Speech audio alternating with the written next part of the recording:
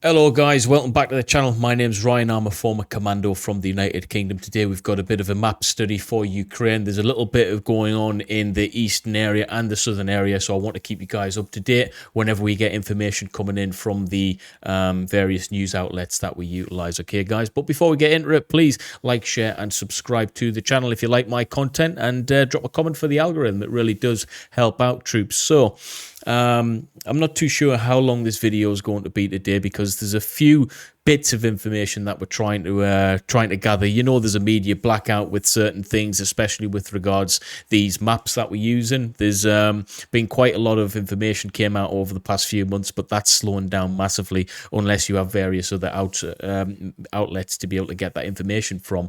We don't. All right, we're just an independent group of getting the information wherever we can. Okay, I'm not part of any major group or anything, so we have to do with the information that we get in and interpret it as I see fit, you know, based on my experience primarily in the military. But if we go to the east here, west of Luhansk, northwest Luhansk area, the main area of interest that we've been covering recently, troops, is orientated itself around Svatove.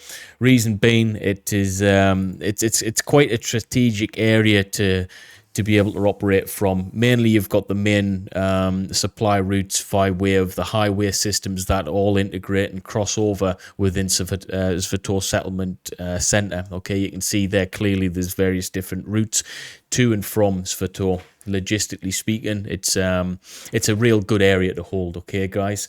So that being said, I wasn't expecting this, but we have seen various different news outlets stating that this is a possibility. But Russia seems to have taken control of these areas here, Novovodyane and Makiivka.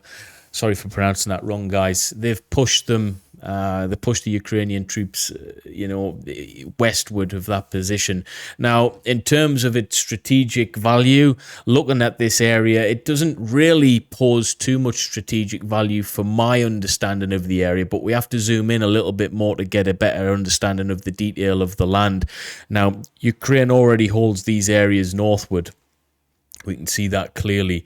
In terms of the ground, it doesn't really seem too strategically valuable from my understanding, but this has came under control, and it is a loss for Ukraine nonetheless. They have got road systems which intersect and join with this main highway here, so that is a strategic point of reference, you know, further to that, if they want to be able to push to the right-hand side, the eastern side of this highway system here, it does make strategic sense for Ukraine to hold these areas which are now under Russian occupation, guys, because get to the right-hand side of that, you've got this main feature here. Looks quite a hilly, arduous feature.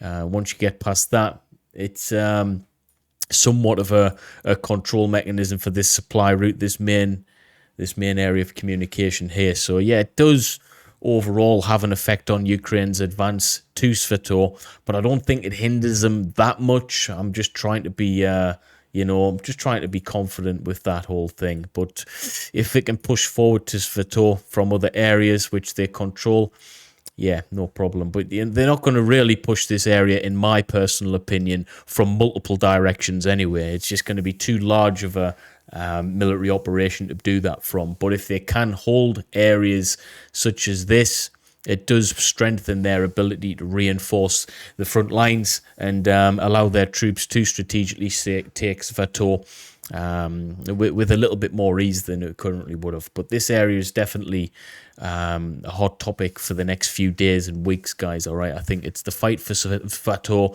is going to be as prominent as we seen in Lyman. Okay, this area we seen quite a bit of back and forth in the early days. You know, there was talks about it happening quick. There's talks about it, you know, going to take ages. In the end, Ukraine did take this with a bit of a fight, and Russia got the hell out of there pretty quick. You know, they held these lines southern of Lyman for quite some time, and then we seen a bit of a pincer movement. The guys pushed in far from the west and then across eastwards, and Lyman was taken over in relative quick time. Okay, guys, and not too much death and destruction in that region, but we've seen that the Russian forces just pushed on eastward pretty quickly and made a easy escape for them. And, Ukraine took over Lyman pretty quickly in the end, okay?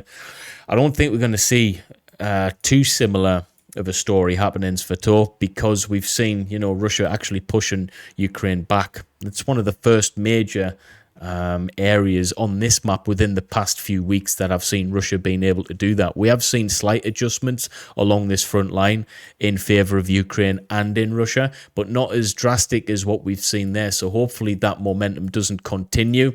I'm going to keep an eye on the news and see what the exact reason was for that pushback and why they were so successful in the first place, guys, okay? I've been on the different news outlets and stuff, and there's nothing really coming out of it just yet. But, it is a bit of a loss for Ukraine, I would say, in terms of their overall objective for wanting to take Svatove, which I believe is a very, very important strategic situation to take over. Location-wise, it's a make or break for this front line, I believe, in terms of Ukraine pushing Russia back out of this area. If they push them back through that, it breaks down the whole front line, which is this area here. Massive area, guys, okay?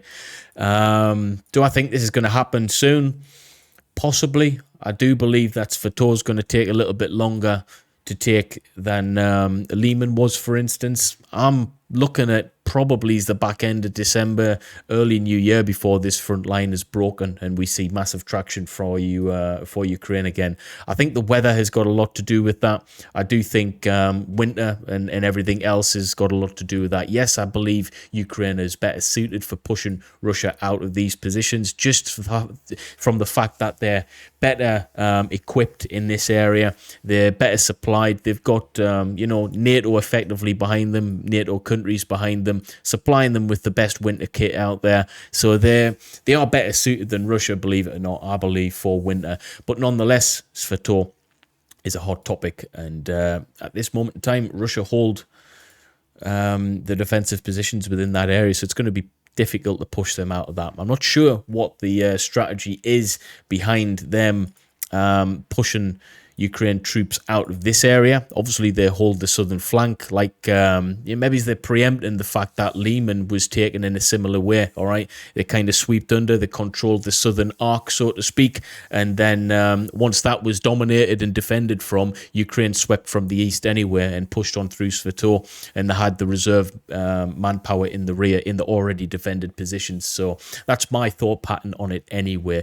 But nonetheless, I think Svatove is going to be strategic. It's going to be a hard fight to win, but once they do push on through, it's going to be there's going to be a new front line, guys. Okay, there's going to be a new front line for the whole war, and it's going to run pretty much in line with the with these main supply routes. Okay, so I think it's going to look roughly given something like that once they take Svatove, because Russia's not going to have anything major route to supply their manpower with. And I think we're going to see massive traction moving forward once Svatove's taken. You've got this massive communication line here, but it'll be this area that'll be the next interesting point to break. And I think the front line is going to quickly push past to Stroblisk once Svatove is taken. So that's my thought pattern. I do think things are going to slow down over Christmas when the weather gets worse, although it's going to be still in Ukraine's favour. I think we're going to see, back and forth like what we're seeing in these areas right now. Hopefully Ukraine can take that southern flank of Svatove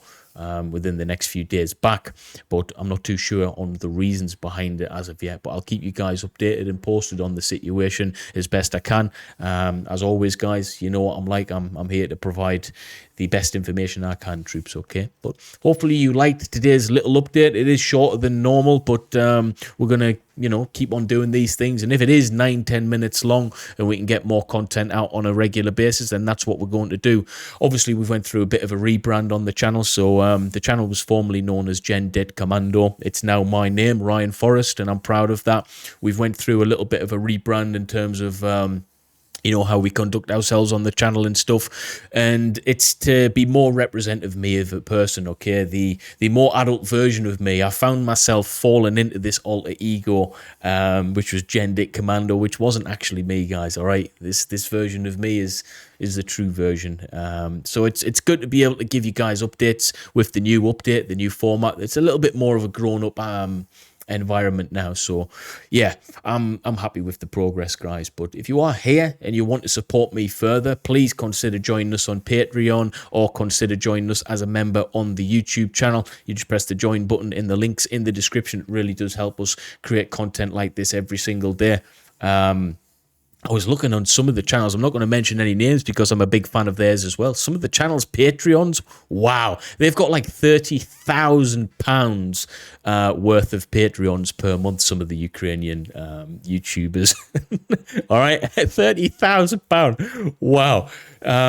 That in 2 years would be fantastic. Never mind 1 month. So yeah, if you can support me on there, and look, I don't think we'll ever get to those numbers, but that would be fantastic, guys. I'll be giving you 20, 30, 40, 50 videos a day if I was getting that. But nonetheless, I'm really happy that you're here, guys. Drop a comment for the algorithm. Let me know if you enjoy the new format. But other than that, I will see you very, very soon in the next video, guys, whatever that may be. But I'll see you next time, troops. Stay safe wherever you are. Peace.